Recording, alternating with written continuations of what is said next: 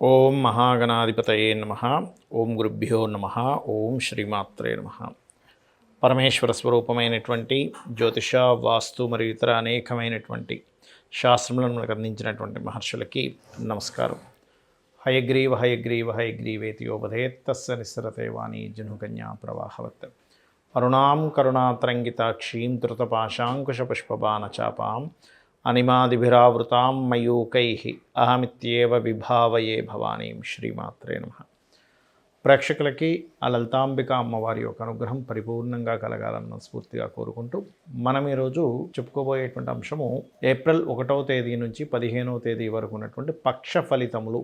ఈ యొక్క పక్ష ఫలాలని చెప్తుంది నేనైనప్పటికీ కూడా చెప్పిస్తుంది సాక్షాత్ లలితా అమ్మవారిగా భావిస్తూ ఎవరెవరికి ఎటువంటి ఫలితములు జరగనున్నాయి మరియు పరిహార మార్గాలు ఏమిటి అనేటువంటి విషయాలు మనం తెలుసుకుందాం.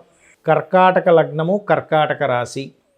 కర్కాటకం వారికి ఈ యొక్క పక్షంలో 3వ తేదీ నుంచి కుజుడు రాశిలో వచ్చి సంచరిస్తున్నాడు. అంటే దశమాధిపతి, వృత్తికి కారకుడు, సంతానానికి కారకుడు, రాజకీయాలకు కారకుడు. పంచమాధిపతి అంటే ఏదైనా ఒక ప్లానింగ్కి కారకుడు అయినటువంటి కుజుడు ఎప్పుడైతే రాశిలోకి వచ్చి ఉంటాడో కొంతవరకు అదేంటంటే వృత్తిరీత్యా ప్లానింగు, సంతాన సంబంధించినటువంటి విషయాల మూలంగా కాస్త ఒత్తిడికి ఎక్కువగా మీరు గురి అవుతుంటుంటారు.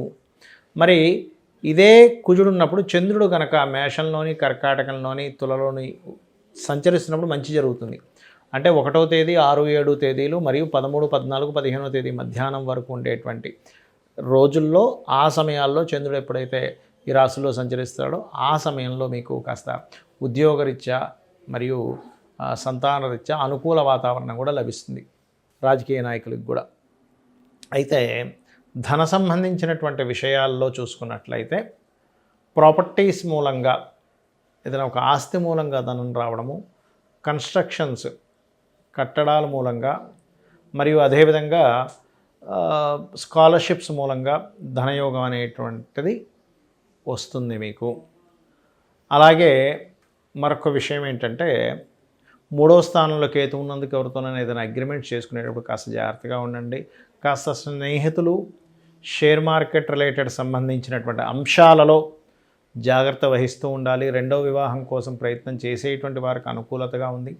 వివాహ ప్రయత్నాలు చేసేటువంటి వారికి ఈ కర్కాటకం వారికి ఈ పక్షంలో మంచి అనుకూలత వాతావరణం ఉంటుంది, అందులో ఎటువంటి సందేహం లేదు. అందులో ముఖ్యంగా మీకు విదేశీ సంబంధాలు లేనట్లయితే కొంతమంది చూడండి బ్యాంకింగ్ రంగాలు, అకౌంట్స్ రంగాల్లో, సాఫ్ట్వేర్ రంగాల్లో ఉండే వారితో వివాహ సంబంధాలు కుదిరేటువంటి యోగం ఎక్కువగా చూపిస్తుంది. కాకపోతే కుజుడు రాశిలో ఉన్నందుకు మీరు ఏదైనా ఉద్యోగంలో మీ యొక్క టేబుల్ మీద కూర్చున్నప్పుడు ఉద్యోగం ఉదయాన్నే ప్రారంభించేటప్పుడు ఒకసారి స్కందుని తలుచుకోండి. సహజంగా కూడా మీరు నిత్యము స్కందుని యొక్క ఆరాధన, సుబ్రహ్మణ్యేశ్వర స్వామి యొక్క ఆరాధన మీకు చాలా చక్కటి ఫలితాలను ఇస్తుంది.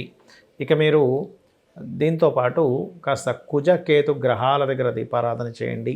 మంగళవారాలు ప్రత్యేకంగా మీరు ఎటువంటి అగ్రిమెంట్స్ కానీ తొందరపాటు నిర్ణయాలు కానీ తీసుకోకండి. ఉద్యోగ సంబంధించినటువంటి విషయాల్లో, వ్యాపార సంబంధించిన అభివృద్ధి కూడా 13వ తేదీ నుంచి బాగుంటుందని చెప్పుకోవచ్చు.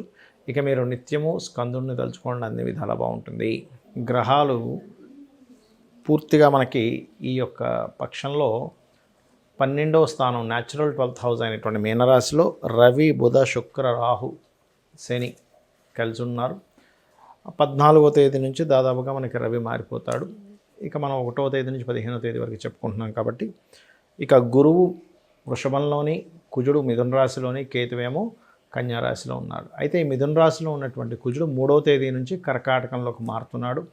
అదేవిధంగా మనకి వక్రగతిలో ఉన్నటువంటి శుక్రబుధులు 13కి శుక్రుడు వక్రగతి త్యాగము, 8వ తేదీకి బుధుడు వక్రత్యాగం జరుగుతుంది.